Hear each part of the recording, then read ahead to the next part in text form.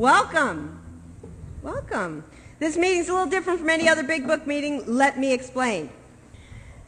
Normal Big Book meetings, everybody goes around the room and reads a little bit of the chapter, and it varies to different meetings. This one, there's only one person that reads. That would be me. But during the reading, crosstalk is welcome. So if you don't understand something, or if you need explanation on anything, or want to add some input, please just shout it out during the reading. During the reading, it's not a time for checking in and sharing for 10 minutes or anything like that. It's about questions and feedback so that we can kind of keep the reading flowing. There's a lot of people here with a lot of time, but it's kind of like sitting on the couch with someone just kind of going over the big book so we get a good understanding of it, right? Okay. So the meeting started out when I got a big book, and I didn't quite understand it until I went through it with the sponsor. But this is stories. This is the 164 pages.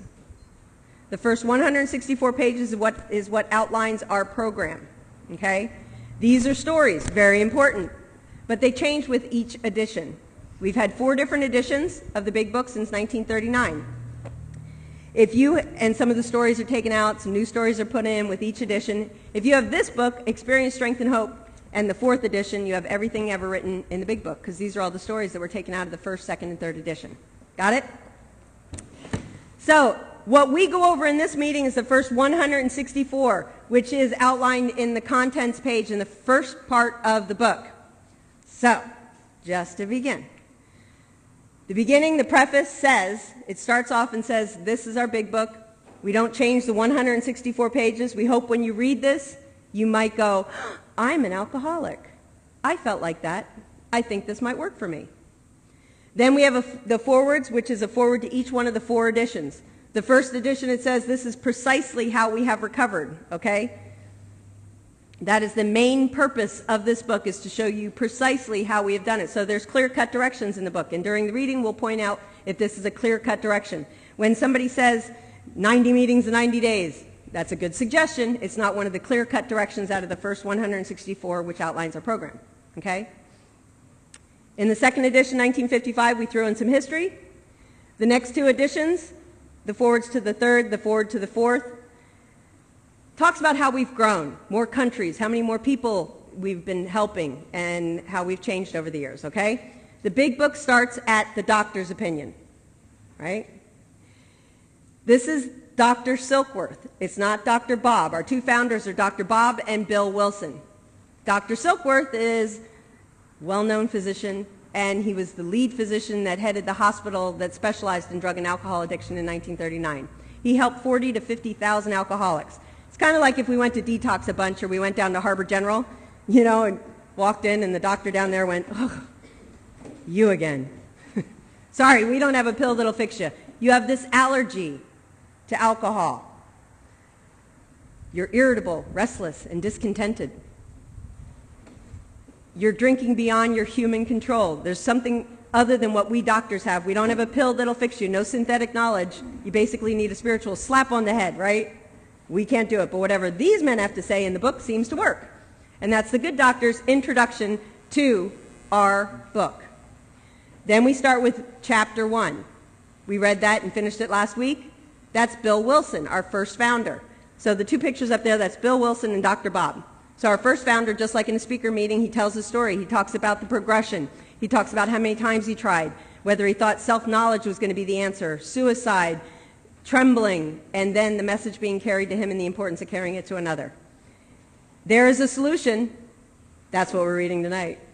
That's kind of like all of us chiming in and saying, a lot of us felt just like Bill.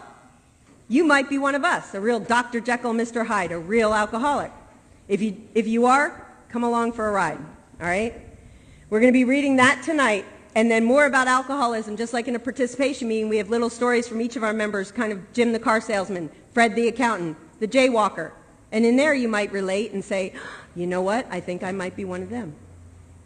We've mentioned spirituality a lot up until this point, so we have a whole chapter dedicated to don't overthink the God thing. Okay? If you got a God, good. If you don't worry about it. But somehow you lack that power to be able to stop on your own. So there must be something more powerful than you, a power greater than you, that's going to help you not drink and not die, right? The whole chapter is pretty much explaining don't overthink this God thing. If you don't, the ice cube melts slowly. You'll get it as you go through the steps, okay? Then we get into how it works. We read that in the meeting, right? At the very end of it, it says, our description of the alcoholic, the chapter to the agnostic, and our personal adventures make clear 3 pertinent ideas. A, oh my gosh, I'm an alcoholic. B, no human power has been able to relieve me from alcoholism.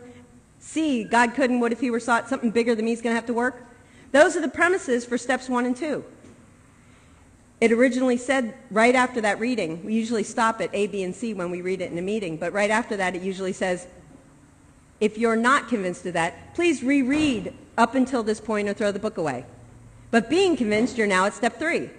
So that tells me that from the doctor's opinion up to chapter 5 is where I find steps 1 and 2. I find that figuring out whether I am one of you guys, right? Then in how it works, we have steps 3 and the inventory, step 4, where we go over resentments, fear, and sex. And then once we're starting to learn a few facts about ourselves, in chapter 6, into action, we go over that inventory with a sponsor. We learn some character defects, some facts about ourselves, right? We learn how to clear up the wreckage of our past and how to make amends. We learn how to keep fit spiritually every day, and all those promises are starting to come true, right? Once we've had that freedom, then we know how to go out and working with others. It's the introduction to sponsorship, how we carry that message to someone else. We don't go out and, tell them, shut up, take the cotton out of their ears and put it in their mouth. We don't criticize. We just reach our hand out. We tell a little bit of our story and we ask if we can be helpful to another, right? It's the introduction to sponsorship, working with others. To the wives, to the family afterwards, to the employers. Now, to the wives is like the introduction to Al-Anon. It also describes the 4 different types of alcoholic. Remember, when we wrote this in 1939, it wasn't just alcoholics picking up this book. It's not like we had a central office where we went down and picked up the book because we were going to a meeting. This book was going out to everyone. It was going out to wives, employers, and family members, different people that might have an alcoholic at home. So it addresses a lot of different things, as well as, just because we get sober, we don't get real well real quick, right? So this addresses a lot of after we've gotten sober, as well as to the employers. If you got a drunk one of us, give them a book, send them to a meeting. If you got a drunk one of us coming back, these are some of the things you might come across. And a vision for you. Bill sums it all up. All of this, all of the 164. And we read it at the end of a meeting, but sometimes it blew me away when I was like, oh, it's the last page on the 164 pages, where we say, our book is meant to be suggestive only. We realize we know only a little. Bill barely had 4 years. We all had less than 4 years when we wrote this book. So we're basically saying, here's our book, don't die, right? And then our first story is always Dr. Bob's Nightmare. He's our second founder, so it's Bill Wilson and Dr. Bob's Nightmare, Dr. Bob. We are going to be reading There is a Solution tonight. Does everybody have a big book? Big book's up here if anybody needs one. It's a good idea to have a big book in a big book meeting. So we just read Bill's story. And now it's like we're all chiming in, and we're going to be on page 17. There is a solution. We, of Alcoholics Anonymous, know thousands of men and women who were once just as hopeless as Bill. Nearly all have recovered. They have solved the drink problem. This was one of the questions that came up when we were reading the forewords. In the very first page, it says, this is how many thousands of men and women have recovered from alcoholism. That means if I've done all the steps and I've done all the work, I've recovered from a seemingly hopeless state of mind and body, a seemingly hopeless disease, right? So it's a personal choice if somebody in a meeting wants to say, I am a recovered alcoholic, or I am recovering, okay? But it does say that if we've done the work and we've done the steps, we have recovered, right? Nearly all have recovered. They have solved the drink problem. We, like those of us that have recovered, they're sitting in this room here, we are average Americans. All sections of this country and many of its occupations are represented, as well as many political, economic, social, and religious backgrounds. We are people who normally would not mix. But there exists among us a fellowship, a friendliness, and an understanding which is indescribably wonderful. We are like the passengers of a great liner the moment after rescue from a shipwreck, when camaraderie, joyousness, and democracy pervade from vessel to steerage to captain's table. Unlike the feelings of the ship's passengers, however, our joy in escape from disaster does not subside as we go our individual ways. The feeling of having shared a common peril is one element in the powerful cement which binds us. But that in itself would never have held us together as we are now joined. Now, everybody remembers 9/11, right? Yeah? So, it wasn't too long ago when this was written that the Titanic had gone down. So Bill will use the reference to a ship going down sometimes, okay? That was in 1912 when that happened. But he's talking about whether you had the cheap seats in the boat or you were up in the rich seats next to the captain's table, right? When that ship went down, everybody scrambled to try and help each other and survive. Unlike the passengers of that ship, where just right after rescue we're like, oh, thank God we made it, and then we go our separate ways. Those of us that have survived alcoholism, like in the Fellowship of Alcoholics Anonymous, we join together and we stay together. Those of us that, whether we came from Park Bench or Park Place, a Singing Sam reference, it doesn't matter. Whether you came from Park Bench or Park Place, it's the same disease. So we may not have normally mixed out there, but in here, we're bound by this common peril, right? The tremendous fact for every one of us is that we have discovered a common solution. We have a way out which we can absolutely agree, and upon which we can join in brotherly and harmonious action. This is the great news this book carries to those who suffer from alcoholism. An illness of this sort, and we've come to believe it is an illness, remember that's the doctor explained that, right? Involves those about us in a way no other human sickness can. If a person has cancer, all are sorry for him and no one is angry or hurt, but not so with the alcoholic illness, for with it there goes an annihilation of all things worthwhile in life. We just crush and destroy everything around us, right? It engulfs all whose lives touch the sufferers. It brings misunderstanding, fierce resentment, financial insecurity, disgusted friends and employers, warped lives of blameless children, sad wives and parents. Anyone can increase the list. We, like those of us in the room here, right? We hope this volume will inform and comfort those who are or who may be affected. There are many. Highly competent psychiatrists who have dealt with us have found it sometimes impossible to persuade an alcoholic to discuss his situation without reserve. Strangely enough, wives, parents, and intimate friends usually find us even more unapproachable than do the psychiatrist and the doctor. Right? Remember back in the doctor's opinion, he says, frothy emotional appeal doesn't suffice. So when people are sitting there trying to go, you're drinking too much, right? We look at him and we go, I got this, right? We don't hear it. We don't listen. We're very difficult to approach unless somebody's walked where we've walked, then the message has depth and weight, right? So that's what it's saying here when it says, but the ex-problem drinker who has found a solution, who is properly armed with facts about himself. How are we armed with facts about ourselves? By doing the steps, right? Can generally win the entire confidence of another alcoholic in a few hours. Until such an understanding is reached, little or nothing can be accomplished. Remember I told you the story about the lady that came up to me and she pointed at me and she goes, my grandfather died of alcoholism. He turned yellow before he died. And I was like, what is your problem? I remember thinking, with my yellow eyes, and Grace, what is her problem? Why is she telling me this? But had she said, well, no, I don't drink anymore. I'm actually an alcoholic. I don't drink anymore. I actually turned yellow before I stopped drinking. Man, I would have hung on every word she said and been like, well, wait a minute. How? Because she said, first off, that she's walked where I've walked, right?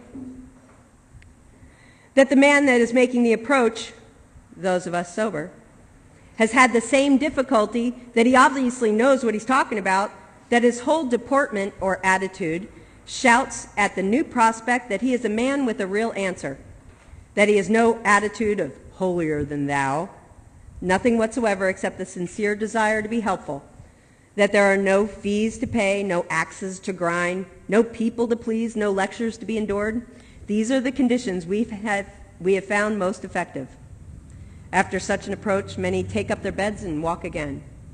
So when we that are still drinking are approached by somebody who's had this experience and doesn't drink anymore, approaches us with an openness and a helpfulness and an attitude of not pointing down at us and telling us we better, but just saying, hey, I don't do that anymore, and is trying to be helpful, we almost greatly accept it if we're willing and ready, right? And they say when that happens, many of us take up our beds, we get well, and we walk again. Now, we don't do this full time, right? Especially in 1939. There weren't many of us. None of us makes a sole vocation, a job of this work, nor do we think its effectiveness would be increased if we did. We feel that the elimination of our drinking is but a beginning. A much more important demonstration of our principles lies before us in our respective homes, occupations, and affairs. All of us spend much of our spare time in the sort of effort which we are going to describe. A few are fortunate enough to be so situated that they can give nearly all their time to the work. We didn't have counselors and drug and alcohol, jobs and positions at that time, right? We were just new. There was like 40 to 100 of us sober in the whole United States just trying to bring this message out to everybody. So if we keep on this way we are going, there is little doubt that much good will result. But the surface of the problem would hardly be scratched.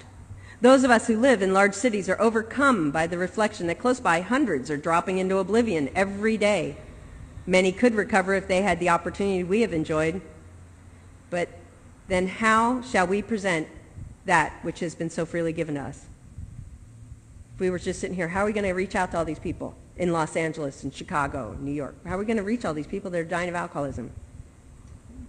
Huh? Write a book, yeah. And originally, we wanted to go into hospitals and have missionaries go out and help people, and we were going to write the book to help get the funds to do this.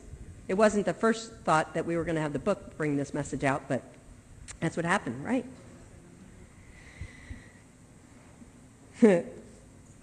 We have concluded to publish an anonymous volume setting forth the problem as we see it.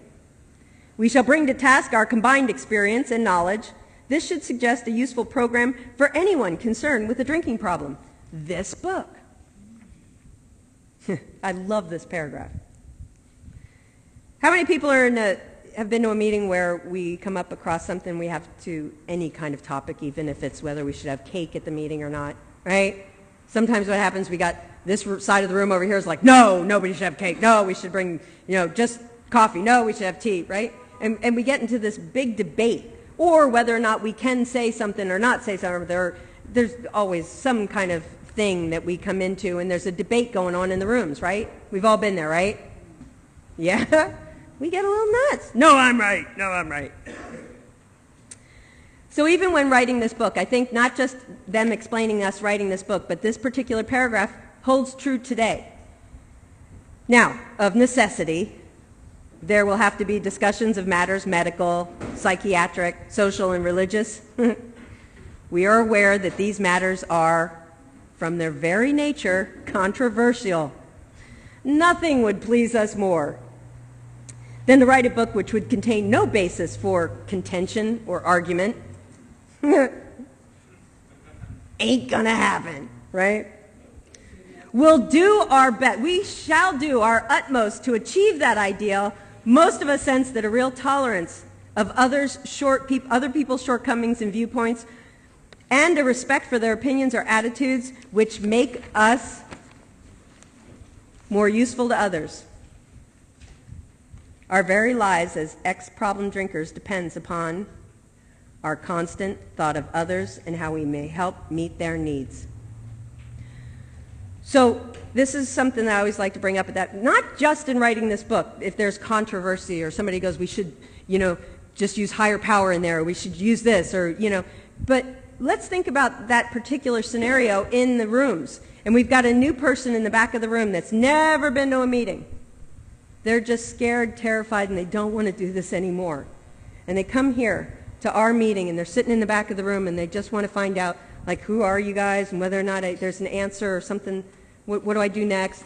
And we're bickering over whether we should say that or have coffee, and there's this whole big controversy going on, right?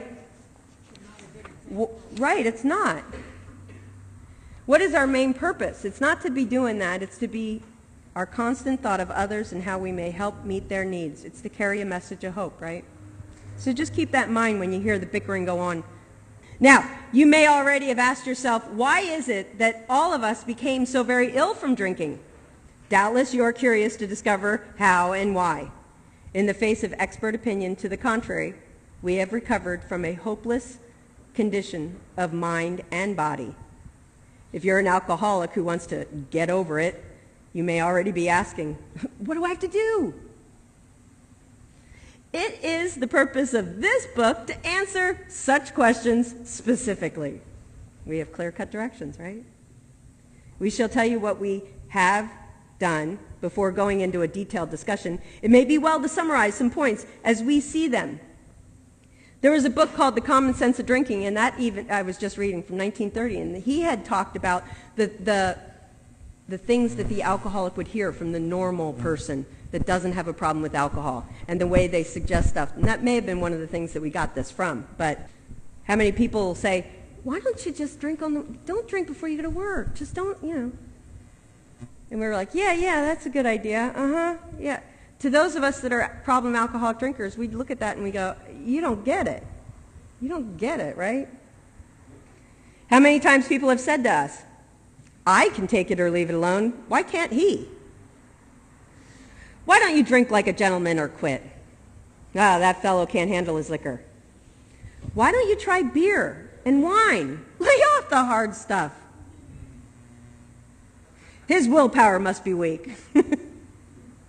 He could stop if he wanted to. Oh, she's such a sweet girl. I think he'd stop for her sake.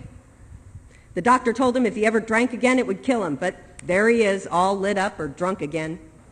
Yeah, exactly. Somebody told me once, they said, beer's for when you're not really drinking. So all these things, that's like that frothy emotional appeal, right? That whatever. Now, these are commonplace observations on drinkers, which we hear all the time. Back of them, or behind these comments, is a world of ignorance and misunderstanding. Ignorance is just not knowing that the alcoholic is very different or ill, right? We see that these expressions refer to people whose reactions are very different from ours. Moderate drinkers have little trouble giving up liquor entirely if they have good reason for it. They can take it or leave it alone. Then we have a certain type of hard drinker. He may have the habit badly enough to gradually impair him physically and mentally. It may cause him to die a few years before his time. If a sufficiently strong reason, ill health, falling in love, change of environment, or a warning from a doctor becomes operative, this man may also stop or moderate, although he may find it difficult and troublesome and may even need medical attention. But what about the real alcoholic? Now, don't get confused by what about the real alcoholic. Maybe I'm not a real alcoholic, I'm just a semi-alcoholic. That's not what this is saying. If you take the word real out, it's basically saying, what about the person that drinks? You know what I mean? What about the person that's not an alcoholic, but drinks a lot, or goes through a hard time and drinks at a certain point excessively, but then doesn't, right? So what about the alcoholic? What about us, the real alcoholic, okay? He may start off as a moderate drinker. He may or may not become a continuous hard drinker, but at some stage of his drinking career, he begins to lose all control of his liquor consumption once he starts to drink. Powerless. Can't turn, a pickle back into a cucumber? Right. Here's the fellow who has been puzzling you, especially in his lack of control. Now, a lot of people have suggested, when I was new and I thought this was beautiful, that I read this particular description of the real alcoholic with the word I in there. I'm the one that's been puzzling you. And it really does make quite a difference. But we will read it as it's written, okay? He does absurd, incredible, tragic things while drinking. He's the real Dr. Jekyll and Mr. Hyde. He's seldom mildly intoxicated. Who would, really? How many people shoot for mildly intoxicated? Right? I was never going for just a little tiny buzz. I wanted like, boom. He's seldom mildly intoxicated. He is always more or less insanely drunk. His disposition while drinking resembles his normal nature, but very little. He may be one of the finest fellows in the world. That's us in this room, right? Yet, let him drink for a day and he frequently becomes disgustingly and even dangerously antisocial. He has a positive genius for getting tight, getting drunk at exactly the wrong moment, particularly when some important decision must be made or engagement kept. Just don't drink before I go to court. Just don't. Damn! Right? He is often perfectly sensible and well-balanced concerning everything except liquor. But in that respect, he is incredibly dishonest and selfish. He often possesses special abilities, skills, and aptitudes, and has a promising career ahead of him. He uses his gifts to build up a bright outlook for his family and himself, then pulls the structure down on his head by a senseless set of sprees or drunks. He's the fellow who ought to go to bed so intoxicated he ought to sleep the clock round. Yet, early the next morning, he searches madly for the bottle he misplaced the night before. Oh, my goodness. When I relapsed, my son was 3 or 4, and I remember waking up at 3 o'clock in the morning. And I was like terrified that I didn't have enough so that I'd be able to get through the next morning. I did not check to make sure that I got home safely with my son. And that was a really difficult thing for me to come to terms with. But we don't check to make sure we're even in the right house first. We want to make sure, wait, where's the bottle, right? He searches madly for the bottle he misplaced the night before. If he can afford it, he may have liquor concealed all over his house, to be certain no one gets his entire supply away from him, to throw it down the waste pipe. Now, as matters grow worse, as if that's not worse, he begins to use a combination of high-powered sedatives and liquor to quiet his nerves so he can go to work. Then comes the day when he simply cannot make it and gets drunk all over again. Perhaps he goes to a doctor who gives him morphine or some sedative with which to taper off. Then he begins to appear at hospitals and sanitariums. This is by just curious, anybody drink on antabuse? No? Yeah! I knew there'd have to be one in the room or more. Well, you either die or get violently ill and show up here, right? No. But some people are like, yeah, that's not going to happen. They're on antabuse now, or sometimes that doesn't work. This is by no means a comprehensive picture of the true alcoholic, as our behavior patterns vary. But this description should identify him roughly. So how many people could relate to that description? Yeah? I could. Yeah.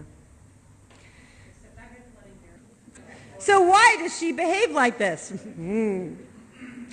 If hundreds of experiences have shown him that one drink means another debacle, disaster, with all its attendant suffering and humiliation, why is it he takes that one drink? Why can't he stay on the water wagon? What has become of the common sense and willpower that he still displays with respect to other natures? Sometimes we thought we could still hold it together in so many other factors. It's just this one thing, right? This one thing, we just can't seem to get it. Everybody ever hear one is too many? And 1,000 is just getting started? Perhaps there will never be a full answer to these questions. Opinions vary considerably as to why the alcoholic reacts differently from normal people. We are not sure why, once a certain point is reached, little can be done for him. We cannot answer this riddle. Now, because then there's also that debate of whether we were born with it or we developed it, right? And I always say, all I know is when reading this, I realized I got it, and I'm glad I'm here, So it doesn't matter whether I developed it or I was born with it, right? But I got it, and I'm glad I know I do. I'll show you. I didn't bring the manuscript in today, but there is a note, I think, that references back to the doctor's opinion at this point. Also, it's interesting to read The Common Sense of Drinking by Peabody from 1930, which also talks about this particular point altogether. You know, that there's so many different ways that we could describe whether or not it's physical or mental or what, but we're just going to address what it is now, that they've got it, and what we can do to help. What came first, the chicken or the egg? Yes. Exactly. Right on. So, now when we're dry, you've heard the term walking around dry, right? And in the doctor's opinion, again, we mentioned that whole, if we walk around without healing the spirit, when we heal spiritually, we straighten out mentally and physically. And the doctor talks about we have to have this spiritual healing that takes place, right? If not, what happens? We have no defense against the first drink because we walk around irritable, restless, and discontented, right? White-knuckling it. And that balloon's going to pop one way or another. So, that's true. We can stay without a drink for a little bit, but we're really nuts. And we're ready to drink all the time. So we're going to address that too. It says, we know that while the alcoholic keeps away from drink, as he may do for months or years, he reacts much like other men. We are equally positive that once he takes any alcohol whatsoever into his system, something happens, both in the bodily and mental sense, which makes it virtually impossible for him to stop. That phenomenon of craving kicks in, that spree. The experience of any alcoholic will abundantly confirm this.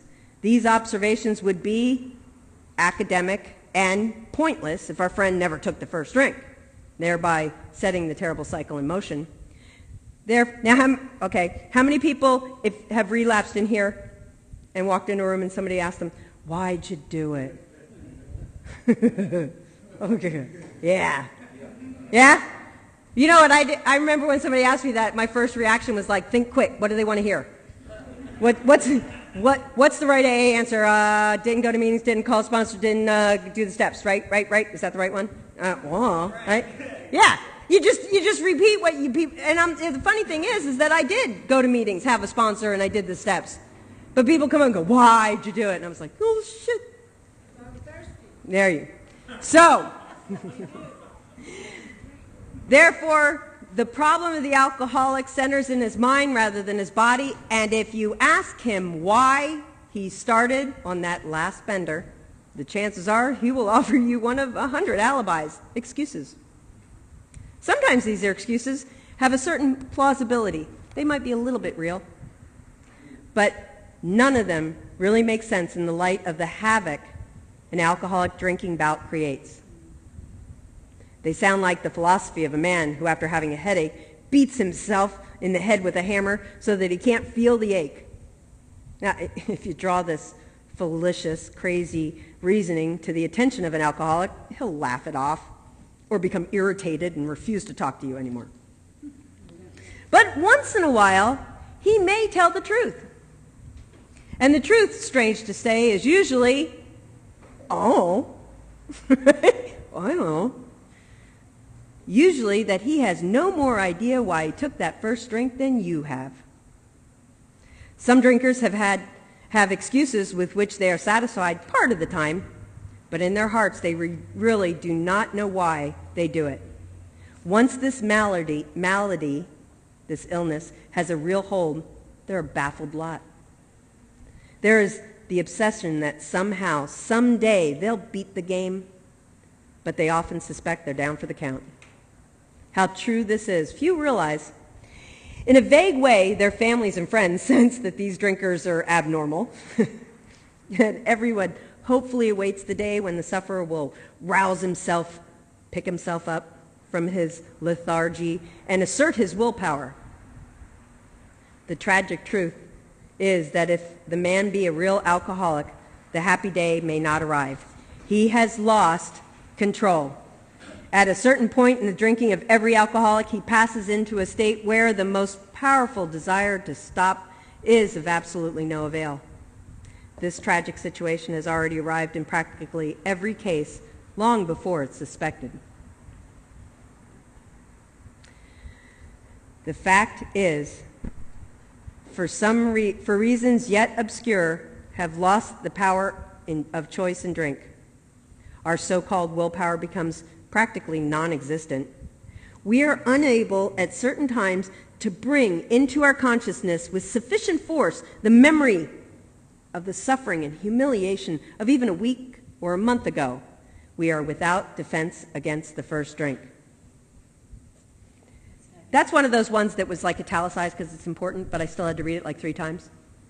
And I can only relate to the fact that when that morning I'm like, I'm not going to do it, I'm not going to do it. And I take the last of my alcohol and I'm just going to pour it down the drain, and it's like, right? And a half an hour later I'm going, I got to find quarters, I got to find what to go get more. Why did I do that? I cannot bring into the front of my mind why I decided it was a good idea to stop drinking an hour ago, right? We cannot, with sufficient force, bring into our minds the pain and suffering as to why we thought we should stop. When it comes across our mind that we got to have another, there's nothing stopping us. I think all of us have kind of asked that question at one point or another, whether or not I am a heavy drinker, whether I'm not.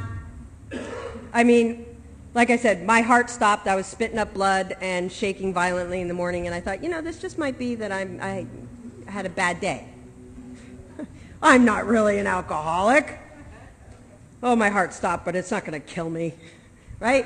So, but that's what I'm saying. So we can't bring into the forefront of our mind the pain and suffering of what it was like when we did decide to stop, when it was that bad. Because it always becomes, once we get past it for a little bit, almost, I don't remember it being that bad. I might have overreacted. But for the alcoholic, those of us that are in this room, and most heavy drinkers or non-alcoholics don't end up at a detox.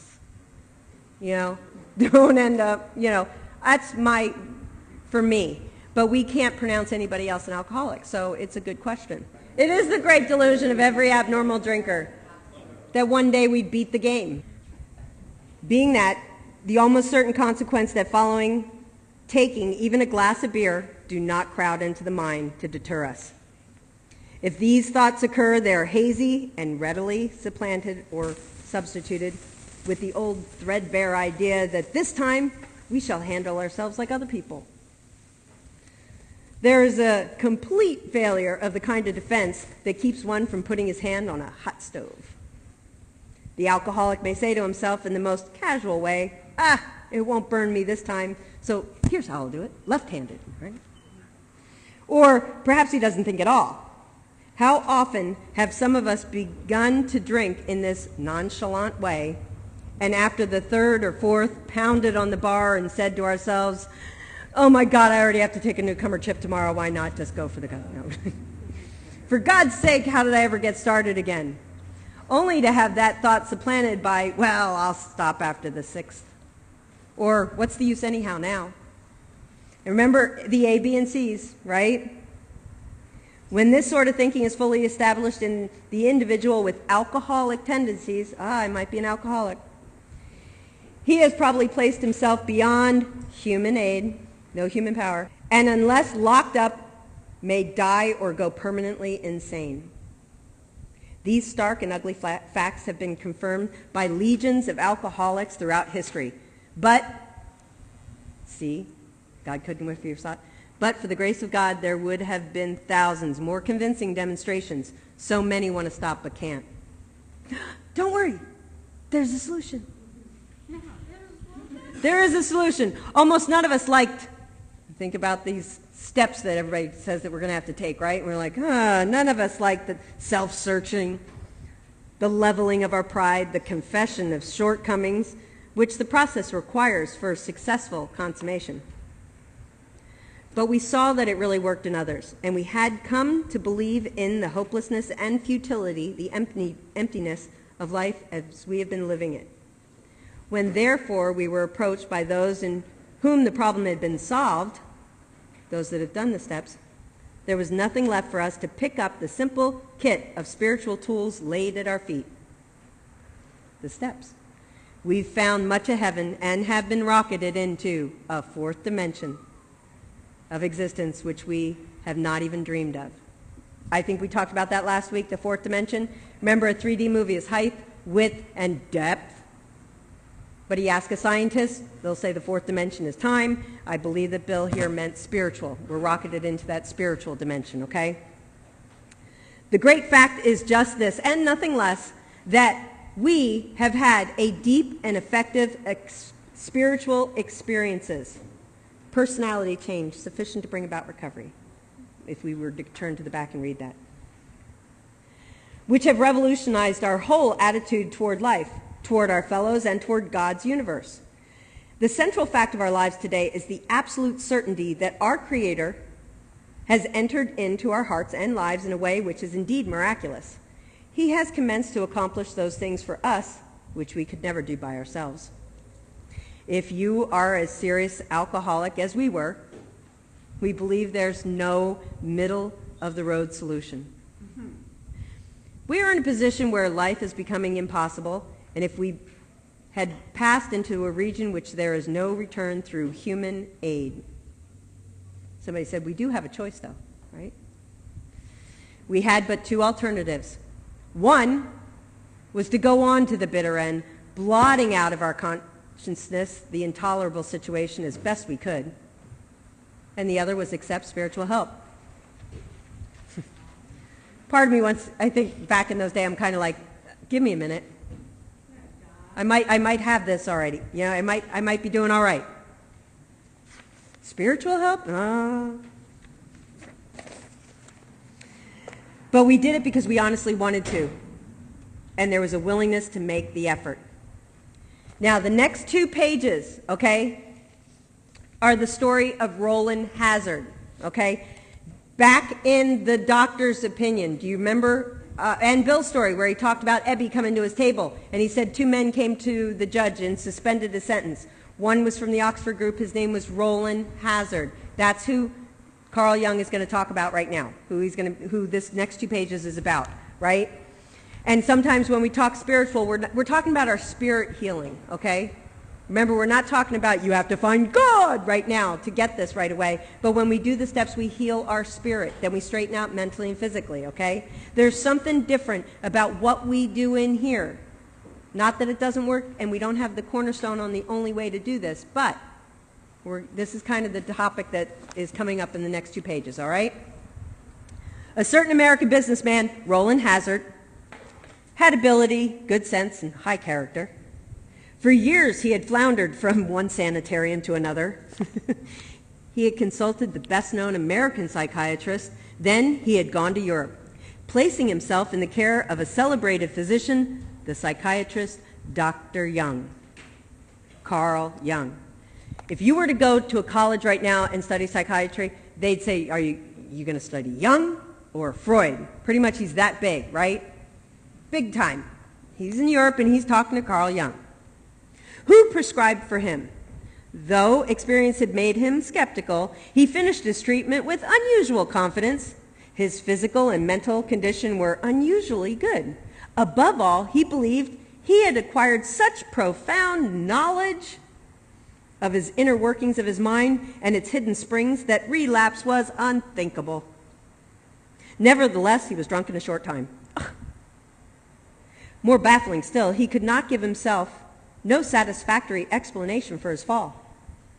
So he returned to the doctor, Carl Jung, whom he admired, and asked him point blank why he could not recover. He wished above all things to regain self-control. He seemed quite rational and well-balanced with respect to other problems, yet he had no control whatever over alcohol. Why was this? He begged the doctor to tell him the whole truth, and he got it. In the doctor's judgment, he was utterly hopeless. He could never regain his position in society, and he would have to place himself under lock and key or hire a bodyguard if he expected to live long. That was the great physician's opinion. Wow.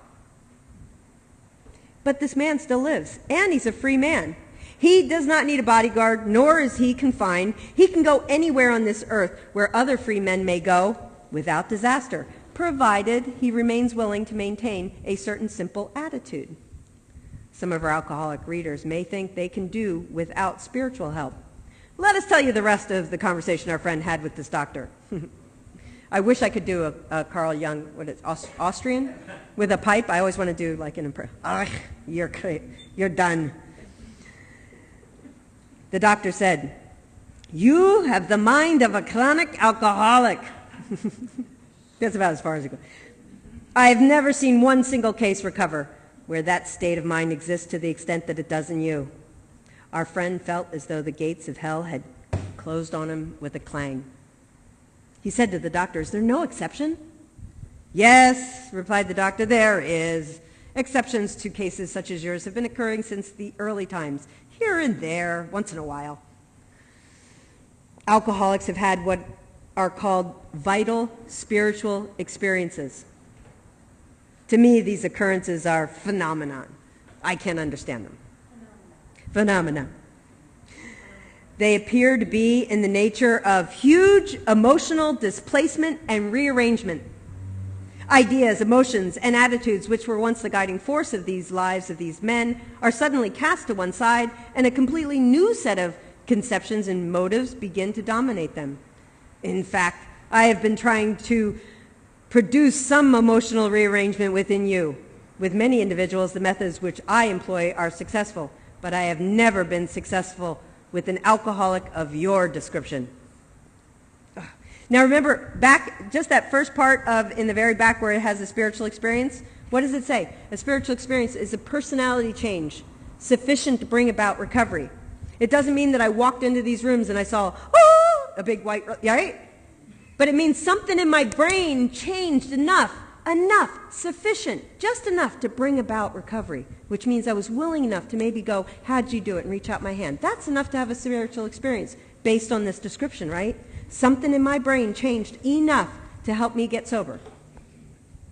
Upon hearing this, our friend was somewhat relieved. Oh good, I belong to the Oxford group. I belong to a good church, right? He reflected that, after all, he was a good church member. This hope, however, was destroyed by the doctor telling him that while his religious convictions were good, in this case, they did not spell the vital spiritual experience. He's saying, that's not what I'm talking about. Just because you go to church every Sunday, that's not what I'm talking about. I'm talking about something like a spiritual slap on the head. I could have had a V8, right? Something in your head just has to go bonk, right? He's talking about something different. Something has to change in us, just enough to bring about recovery. Here was the terrible dilemma which our friend had found himself when he had the extraordinary experience, which, as we have already told you, made him a free man. We, in our turn, sought the same escape with all the desperation of a drowning man.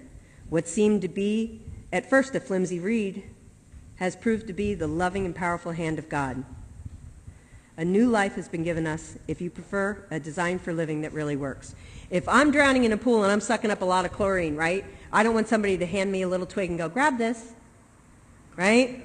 I want somebody's strong arm to come and just grab onto me and go, here, I got you, and pull me out. And that's what he's saying. What would have been a flimsy reed has turned out to be, what I like to think, the strong arm of those in AA that have reached out to me, right? What seemed to be at first a flimsy reed has proved to be a loving and powerful hand of God. A new life has been given us, if you prefer, a design for living, which really works. The distinguished American psychologist William James, in his book, A Variety of Religious Experiences, a very thick book, very difficult to read, indicates a multitude of ways in which men have discovered God. We have no desire to convince anyone that there is only one way by which faith can be acquired.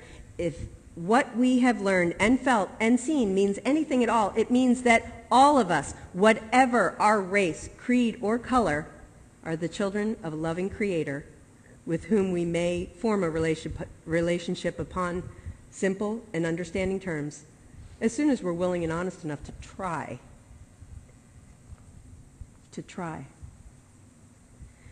Those having religious affiliations will find here nothing disturbing to their beliefs or ceremonies. There is no friction among us over such matters. Remember, we are not a religious organization, right? We think it no concern of ours what religious bodies our members identify themselves with as individuals. This should be an entirely personal affair, with each one decides for himself in the light of past associations or present choice. Not all of us join religious bodies, but most of us favor such membership. Now, so what's coming up next, right? Let's look ahead here. In the following chapter, there appears an explanation of alcoholism. In the chapter, more about alcoholism, as we understand it. Then a chapter addressed to the agnostic. Chapter 4, we agnostics. Many who once were in this class are now among our members. Surprisingly enough, we find such convictions no great obstacle to a spiritual experience. Further on, then remember, the steps start in 5, right? Further on, clear-cut directions are given showing how we recovered.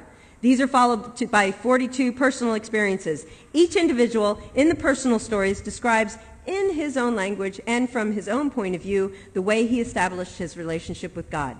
These give a fair cross-section of our membership and a clear-cut idea of what has actually happened in their lives.